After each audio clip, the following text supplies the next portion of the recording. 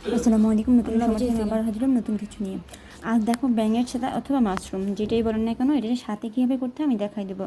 তো এটা হচ্ছে থাইগুনা আমার। তো থাইগুনাটাকে আমি সোজা করে নিয়েছি, কেটে নেব নির্দিষ্ট মাপ দিয়ে। আপনি বড় ছোটো মোটা সোটা যেভাবে করতে চান সেটা করতে পারবেন, কোনো সমস্যা নেই। আমি জাস্ট টেকনিকটা দেখাই দিব। তো আমি এটা হচ্ছে আমার কেমিক্যালটা।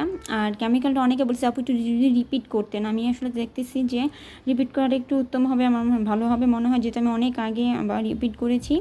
আর যদি কেউ দেখতে চান তাহলে হচ্ছে আমার ইউটিউবের চ্যানেলে গিয়ে ভিতরে গিয়ে নিচের একদম শেষ প্রথম যে যখন আমি চ্যানেলটা খুলি তখন আমি এটা করেছিলাম।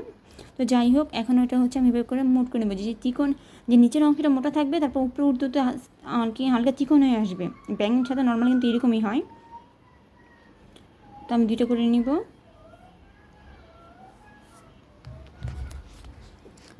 এই কিন্তু ভাই প্রত্যেকটা ধাপে ধাপে কাজ করতে হবে। আমি যেহেতু একটু আগ পিছিয়ে দেখাই দিচ্ছি, কিন্তু প্রতিটা কাজ ধাপে ধাপে যাবে।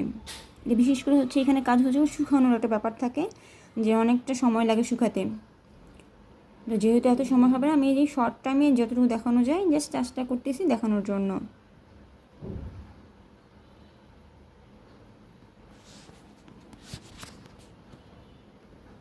আমি দেখেন এভাবে করে ফেললাম। এখন দেখেন ব্যাঙের ছাতাটা কীরকম হয়। ওইটা ছোটো ব্যাঙের ছাতার আগে যেটা জিনিসটা হয় এটা কিন্তু ওই আর কি যেটা রেখেছি আমি এটার মতন হয়। আর যখন ছাতাটা হয়ে যায়, দেখেন আমি ছাতাটা কীভাবে তৈরি করতেছি একটু খেয়াল রাখেন। এই দেখেন আমি কিন্তু হাতের পাশে নিয়ে বলটা তারপরে আস্তে আস্তে ঘোরাচ্ছি। দেখেন মাথাটা কিন্তু চোখা আছে, মাথাটা কিন্তু চোখা আছে। আমি চোখা করে নেব, দেখেন এভাবে করে নেব।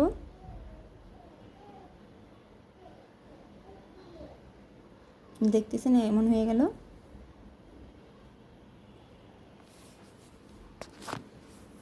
এই দেখেন এটা হয়ে গেছে। আমি এখন আইকা দিয়ে এটা হালকা করে দিব। তবে অবশ্যই আপনারা 100 থেকে 50 হয়ে যতটা সময় লাগে এরকম একটা মাঝামাঝি অংশটা লাগিয়ে নেবেন। না যে প্রথমে যদি সাথে সাথে লাগিয়ে ফেলেন তাহলে কিন্তু এটা নষ্ট হয়ে যাবে, যেহেতু এটা নরম হতে রেখে দিলে আপনার চ্যাপটা হয়ে যাবে। সেক্ষেত্রে আপনার হচ্ছে 50 প্রায় আর কি বানানোর পর থেকে মনে করবেন যে 50% শুকিয়ে গেছে, তখন জিনিসটা লাগাই ফেলবেন। তোমার প্রথম ধাপ শেষ। আর অনেক আপু আমাকে বলেন শেখানোর জন্য, তো আপু আমি চাচ্ছি বেস্টটা একটু পরে করার জন্য, আমার একটু সমস্যা আছে বা আমি খুবই একটু বিজি। তো আমি চাবো নেক্সট আপনি যারা শিখতে চান ইচ্ছুক তারা অবশ্যই আমার মেসেঞ্জারে নক করবেন। আমার মেসেঞ্জার আইডি হচ্ছে সুমাইয়া আক্তার। এই ব্যাঙের ছাতা পিক দেওয়া আছে নীল কালারের।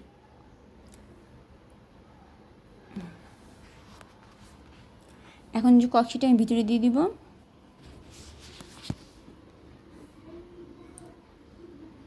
আমার ডাকে সাড়া দেয় না কেন? আমার জীবনে এত দুঃখ কেন? আমার জীবনে তো ভালো কিছু হয় না, খালি সব কষ্ট আমার কেন? এরকম আছে না নাই? এরকম হতাশদের জন্য এই সূরাটা একটা আলো। একদম সম্পূর্ণ শুকানোর পর কিন্তু এই কাজগুলো আমি করতেছি এখন। এখন আপনি আপনার মতো করে ভাঁজ করে, আমি যেহেতু এখানে 5টা দিয়েছি যেগুলো কিন্তু আমার কিছুটা অর্ডারই ছিল, আর এজন্য আমি আমার মতো করে আমি দিয়েছি। আপনি কিন্তু নিজের জন্য হোক বা যেভাবে হোক কিন্তু কম বেশি করতে পারেন, কোনো সমস্যা নেই। আরও বড় করতে পারেন, যে কোনো একটা টপে করতে পারেন। আমি এটা ফ্রিজ ম্যাগনেট করবো, এই জন্য আমি এটা ছোটোর মধ্যে আমি এটার মধ্যে করে নিয়েছি।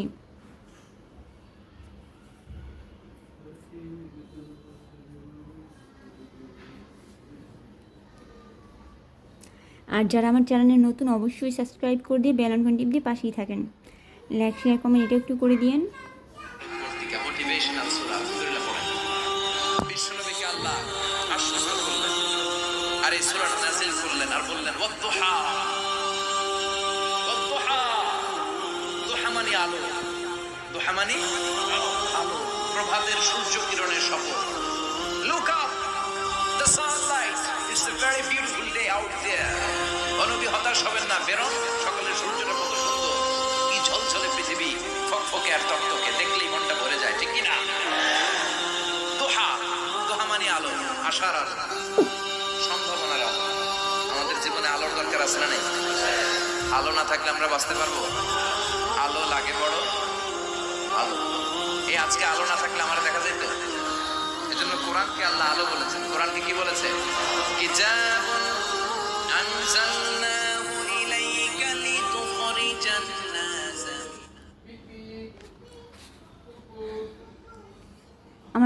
আমার দেখেন আমার সুন্দর ম্যাগনেট তৈরি হয়ে গেল। আজ এই পর্যন্ত, আল্লাহ হাফিজ।